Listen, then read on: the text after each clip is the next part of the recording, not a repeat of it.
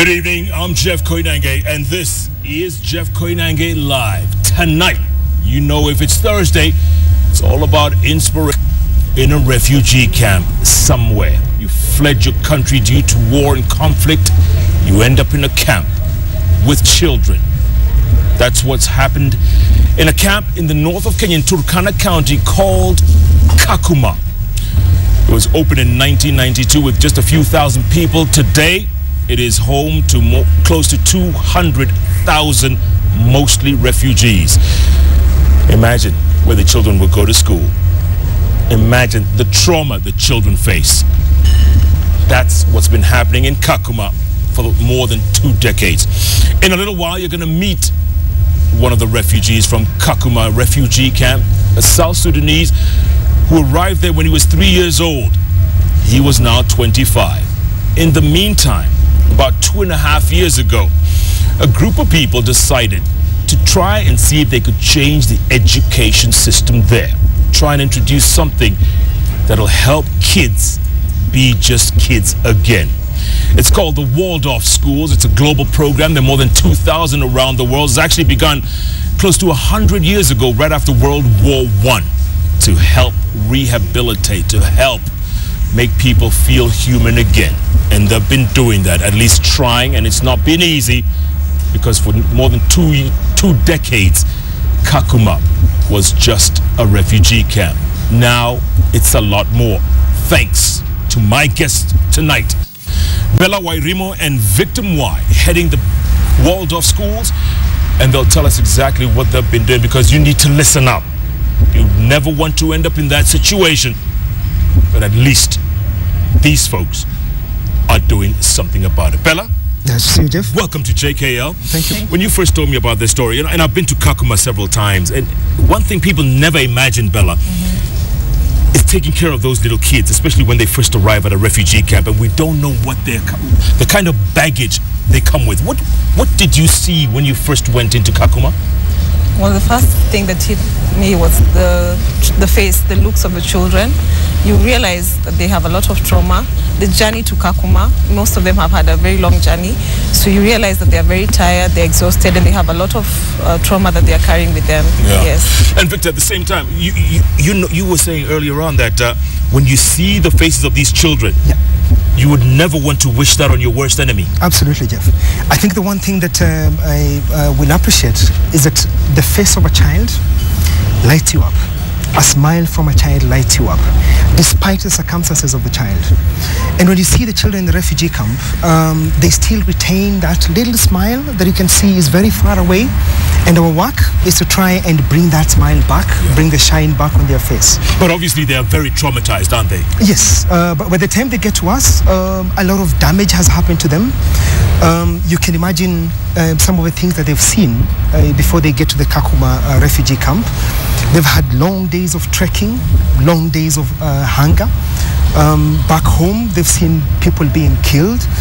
As soon as they get in, we start with therapy immediately, and part of the therapy that we do includes things like drawing. And when they draw first, the things you see them put on the paper are all related to blood, from guns to machetes to everything is nasty to look at. But with time and with the kind of therapy that we also witnessed, his or her parents being slaughtered, sisters being raped, and now they arrive at this camp. I mean, how do you rehabilitate that mind? It takes time. First you have to get, because you cannot do counseling like the adult counseling you do with an adult. So you have to take time. It's a process whereby we use the Waldorf methodology to work with the children. And in the Waldorf methodology, there are a lot of things we do. We engage the children in singing, in activities, just to make them realize that life is going to be normal in many ways, and to try and normalize their life. Yes. Speaking of Waldorf, Victor, explain to us, those who've never heard of this program. Yes. What is the Waldorf program? Yes, so Jeff, as you said, the events of 1914 to 1918 that turned out to be the First World War claimed close to 37 million people. At that point, there was a bit of concern even before the World War from people who study social systems and people who study how people live. And one thing was clear, that the the cultural realm of life at that point, the political sphere, the rights sphere, the legal sphere, and the economic realm of people at that time were in disarray. There was a lot of discomfort in terms of what people were going through at that time. And there was a scientist then at that point, his name was Dr. Rudolf Steiner, who was really interested in trying to change things the way they were at that point. Because one of the things that was happening then, there was a lot of state control, and people were really suppressed by state. And so one of the things that he wanted to come up with was independence in terms of the economic sphere, and create a bit of a sense of brotherhood. And then he also wanted, in the cultural sphere, to create a bit of freedom so that people could express themselves in terms of religion, free education, and such other things. And in terms of political sphere and the legal sphere, he wanted to see equality. Yeah, so people were treated as equal in certain ways, without discrimination that existed at that time. Right. Okay, so fast forward nearly 100 years, Bella. Yes. How do you have equality in a refugee camp? How do you create that, Bella? I mean, the refugee camps are the last thing people consider when it comes to funding, especially in education. Yeah. I think one of the interesting things is that education is key to everything, which everybody agrees. And without proper education, the right kind of education, there is no much equality. But if you give people a chance, and especially the children, because the children are tomorrow's generation. So if you give the children a chance, the right chance and the right opportunities, then you're going to slowly by slowly create generations that, you know, understand that there's no point of fighting because you're different from I think you're different. So education is really the key to, I think, everything in the society. How old are these kids when they first come into the school? How old are they? We are actually working with children right from age 3 to age about 14 years. Yes. So we have very small children and teenage children as well. Yeah. Jeff, I think when you ask about how do we create equality, yes, we work with two different ethnic groups that come from the same country. But the very minute they walk into this space that we offer, those ethnic divisions disappear and the children become one thing. And that is what we're trying to do, to promote this oneness, that even when they step out of the refugee camp, they will always carry that mark of knowing that we are one people, despite of the separations that they've experienced back at home. Yeah. But, you know, hopefully none of us will ever get to experience this. We hope so. God, Absolutely. you know, pray to God we never get to that level. Yes. And we almost did in 2007, 2008. Yes, very close. But when you look at these South Sudanese and the suffering they've gone through for 20 plus years, can you rehabilitate that mind? Can you turn that mind around? Yes, we can. Because the young child always has in their consciousness that the world is a good place. And that is true for every child, regardless of where they are. What really begins to pollute the mind of the child is the kind of environment they grow up in. And so when you bring a child to this space where, despite what they've experienced, you begin to again introduce them to the goodness of the world, that changes who they are. That brings them back to being a child again. And they continue to view the world as a good place. Well, I worked in places like Sierra Leone and Liberia and Congo, and I've seen those child soldiers. I've seen that look in their faces. You know, when they've carried a gun, when they've killed people, when they've done all the worst things you could ever think of. And I think, you know what, these ones will never be rehabilitated. But are you having progress at the Waldorf School in Kakuma? Oh yes, we have a lot of progress, and I could cite a case where we had a child from Congo. The child had had an experience of seeing the parents killed, the parents raped, and the child came initially when the guardian came and, you know, with the guardian, and she gave us the story of the child. But eventually, after working with the child for about like 4 weeks, we started making progress. It is slow, but it is sure progress. And the beauty about progress is that you don't normally go back. With such kind of experiences, if you keep up the work, you find yourself slowly progressing. And eventually the child, you know, came and picked herself up and started working and playing with other children. So you can actually see the progress. It is time taking. You can find and see the progress. Yes. Is she almost normal now? Could you almost call her normal? Yes, or you can. She's coming around. Yeah, and she's actually gone back to the main schools, because we are not doing the main education. But eventually, as we work with the children, we lead them to go back to the main schools, which is the beauty beauty of the whole project. I think another key indicator of the fact that we are meeting with some success is the fact that when we only began in two places, the protection center and the reception center. The reception center is where the refugees are received when they come in. Yes. The protection center is where refugees who have high political stakes are put in. And the work that we've done in these two centers have really proven to people who've seen what we're doing that we are actually doing the right thing. And in this regard then, about a year ago, the UNHCR then said, we now give you the full mandate of operating all the child-friendly spaces within the Kakuma refugee camp. Yeah. Which brings you to my question, Victor. Why did you choose Kakuma? Well, I think it's an interesting question, yeah. Because one of the things that we do with the kind of education that we have is that it's a healing education. It's really healing. And when we looked at Kakuma refugee camp, we realized that the children who were in the Kakuma refugee camp had come to a place where what they were experiencing in school was still the usual kind of learning that did not provide any form of healing. And we thought, why don't we actually set up our work here? And that's how we got into Kakuma eventually. And we started in Kakuma, and within a short time, we could really tell that what we were doing was really healing for the children. You didn't think you had made a mistake? Oh, no. No. But the first time, for me, I must say, it was a shock. You know, you go into the camp and you look at everything and you think like, oh my God, you know, is this really happening? Is this all in Kenya? Is this all in Turkana? Are these people from East Africa? Because they are from the wider Eastern Africa. And, you know, Jeff, you really think about it and you say, this must never happen, you know, to your children or to children that you know, because it's really a tragedy, you know, to have children in that camp, in that kind of situation. You want your child to play, you know, to grow up normally. So it's something that you look at first and you think, I think I made a mistake. But as you work and you realize that you're really needed and you're there for a purpose and you're really needed in that camp. Yeah. Victor, what do they tell you, ththese kids? Because obviously you've interacted with them, you've been with them over the last couple of years. Yeah. And you've seen the changes in them, in the psyche and the whole thinking and everything. What do they come up to you and say? Well, the first thing is the very minute a child can be able to approach you. Even, look, Jeff, the first time these children come into the camp setting and they're even in a room and suddenly a strong wind blows and the door bangs, you just see these kids startle because they've experienced gunshots, they've experienced sounds that are not very pleasant to them. They view a stranger as someone not very friendly to go towards, but the very minute they start walking up to you, the very minute they can come and shake your hand, the very minute they can start smiling with you, the very minute they can start playing around where you are, then you begin to get the feeling that something is happening. Wow. Other examples, Bella. I mean, this woman from the Congo, that must have been so traumatic. Yes. But others, where do people come from other than Congo, from South Sudan, maybe Ethiopia? Where else do? Burundi, Rwanda, Eritrea. We have even an Ivorian. So people from the larger Eastern Africa are actually all in the camp, except for Tanzania.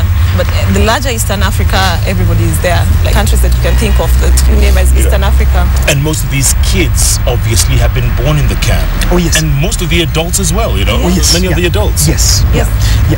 Shortly we are thinking of probably also expanding our work to start working with a few teenagers between the age of 13, 14 up to about 15. Because as you're saying, they're children who've actually grown, been born, bred, and grown up to become almost adults while they're still in the camp. With very little hope of returning home. Because they go back home, they experience situations that are not comfortable, and then they find their way back into the camp. And interesting enough, even like with the Sudanese, some of them had gone back home, Jeff, and only for this year, you know, the whole Sudan conflict to break out. So a lot of them are saying we were here, we went back home willingly, and now it's come back all over again. And it's, you know, and this time it was very heavy because a lot of the parents would send their children with their siblings. So you find a 13-year-old with 5 other children, a 17-year-old with 6 other children. So it was mainly children who are coming in, and that really brought a situation this year. And this was when they were going back for independence, right? Everyone was being asked, go back home, go back home. And they went less than 2 years later. They're they back. went They're back. willingly. They were so happy. They were excited. Home has become home. What we thought was home. A lot of them have, had education in Kenya, so they were so hopeful that we'll be able to do, this and the other. We'll work as doctors, as teachers, and then all that just disappeared in January, December, January, and the whole conflict, and it blew up everything. And I understand that they're still coming in, they're streaming in because of the violence. As we speak now, there's a new area being set up because the old refugee camps are full. They cannot be able to take anymore who are coming in, and so there's a new area being set up to be able to take in the ones who are arriving now. Because for the last 4 months, almost 5 months, there's been an influx of refugees walking into the camp. More than 35,000 people. Oh yeah. More than 35,000. And three-quarters are children. Are children. Yeah. Yeah. Yes. So the situation is that bad.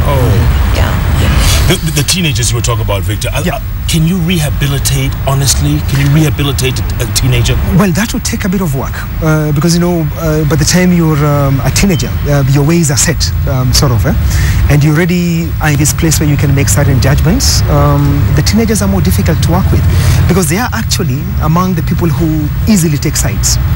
You're from this ethnic group, I'm from this ethnic group. The children, it's much younger. So the best you can really be able to do with teenagers is to offer them opportunities where they can be able to discover their potential. So if you provide artisan work, places where they really can begin to discover what they're capable of doing. And also I think forums whereby they can have discussions of, what is this versus this, why this or why that, because that in that forum, teenagers really want to express, they want to understand, they want to, say, I think, Jeff, you're wrong. But you give them that chance, like, don't say to them, oh, no. Give them the chance and ask them, why do you think I'm wrong? So they really need a forum whereby they ask, why is this happening? Why is this happening in Congo? Why is this happening in Sudan? Why does it happen over and over again?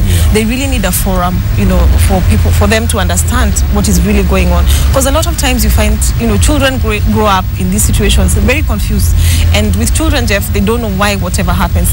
They ask mom, why did we have to leave home? Why did we leave grandmother? Why did we leave, the comfort of that home, wherever it is. They really just have questions, and they carry those questions all through to the teenage. So at teenage, they really want to understand what happened then. Why did this happen? So a forum, it would be also a very good place for them to really understand what's going on. And with the adults, Victor, do you find them coming up to you and say, you know what, why us?